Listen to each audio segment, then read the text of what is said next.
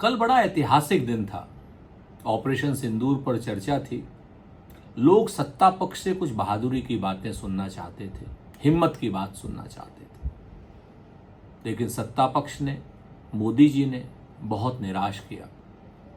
लेकिन कल एक स्वर्णिम अध्याय भी संसद में जुड़ा। जिस तरीके से पूरे विपक्ष ने एक स्वर से बात की, तथ्यों को रखा, और उसमें विशेष तौर पर श्री राहुल गांधी जी, प्रियंका गांधी जी ने जिस तरीके से एक जुगलबंदी के साथ काम किया, वो अपने आप में इतिहास में दर्ज हो गया। पहले तो प्रियंका गांधी जी बोली, इस पर हम बात करते हैं, लेकिन उसके बाद राहुल गांधी जी बोले, या बीच में श्री अखिलेश यादव जी बोले। राहुल गांधी जी की बातों में जितनी वैचारिक स्पष्टता थी वो अद्भुत थी, रेयर ऑफ द रेयरेस्ट थी।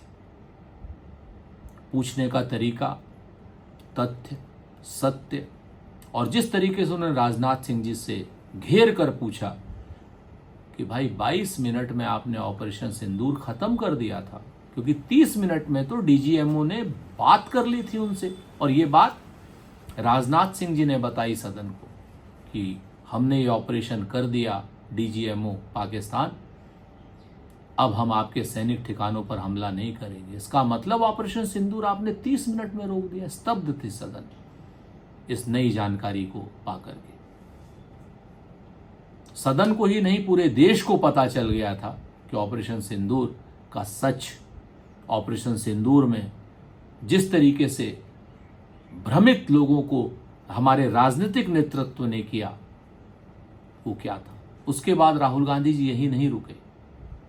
राहुल गांधी जी ने अपनी वैचारिक स्पष्टता के साथ सेना को ऑपरेशन करने की जो फ्री और फ्रीडम देने की बात करी, और इंदिरा गांधी जी को जिस तरीके से जोड़ा, वो अपने आप में अद्भुत था। बताया राहुल गांधी जी ने कि कैसे फ्रीडम दी जाती है आर्म्ड फोर्सेस को, कि जब मानेकशॉ साहब ने बोला इंदिरा जी को कि 6 महीने चाहिए, तो इंदिरा जी ने कहा, क्योंकि राजनीतिक नेतृत्व स्पष्ट था, उन्होंने, हमने रणनीतिक नेतृत्व को, सैन्य नेतृत्व को फ्रीडम दी कि ऑपरेशन आपके समय से होगा, आप जैसा चाहेंगे वैसा होगा। क्या ऐसी राजनीतिक स्पष्टता नरेंद्र मोदी जी के नेतृत्व में दी? नहीं। राहुल गांधी जी ने बताया कि कैसे सीडीएस चौहान ने बताया, और कैसे हमारे डिफेंस अटैची ने इंडोनेशिया में बताया कि राजनीतिक नेतृत्व ने हमारे हाथ बांध रखे थे, बंधे हाथों से युद्ध लड़ा जाता। क्या ये सेना को फ्रीडम थी? मंत्रमुग्ध होकर के सदन ने भी सुना और देश ने भी सुना। जिस तरीके से सत्ता पक्ष की बखियां उधेड़ी गई, राजनीतिक नेतृत्व के कमजोरी का, अकर्मण्यता का, अकुशलता का जो भंडाफोड़ हुआ राहुल गांधी जी के द्वारा, वो अपने आप में अद्भुत था। चीन को भी उन्होंने छुआ।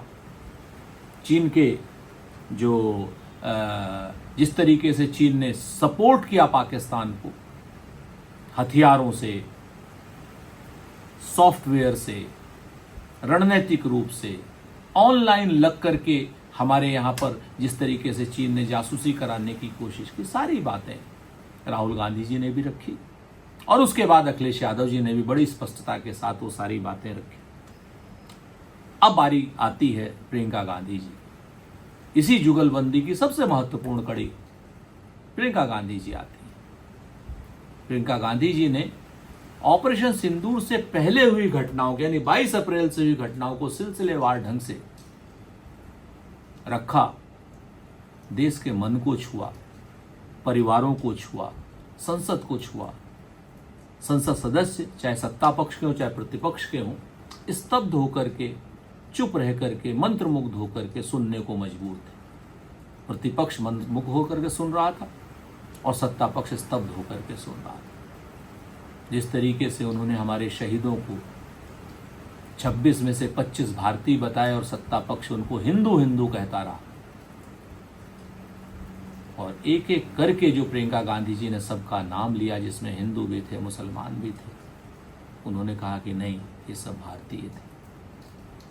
और शहादत की जो परिभाषा बताई, 44 साल की उम्र में श्रीमती सोनिया गांधी जिस तरीके से विधवा हुई, श्री राहुल गांधी जी की शहादत हुई, इंदिरा गांधी जी के ऊपर जो आक्रमण होते थे, जो निजी आक्रमण होते थे, जिस तरीके से सारी चीजों की बखिया श्रीमती प्रियंका गांधी जी ने उधेड़ी, वो संसद के इतिहास में स्वर्णिम अक्षरों में लिखा गया।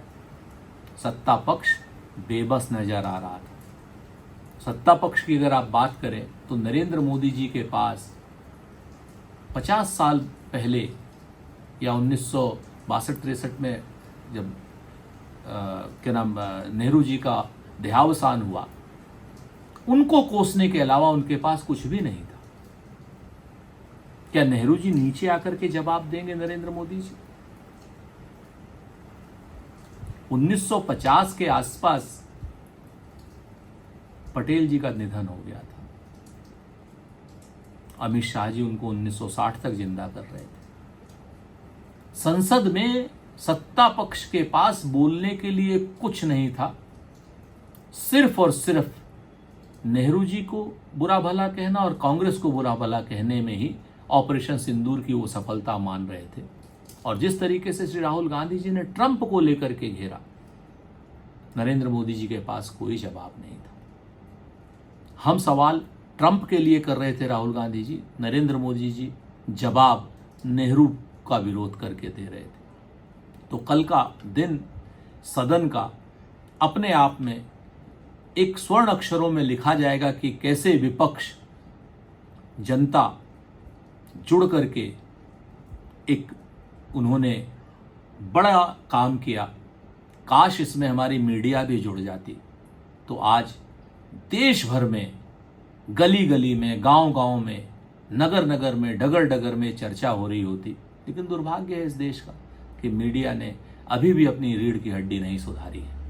तो आने वाले समय में कहीं ना कहीं राहुल जी, प्रियंका जी और पूरे विपक्ष की जुगलबंदी रंग लाएगी।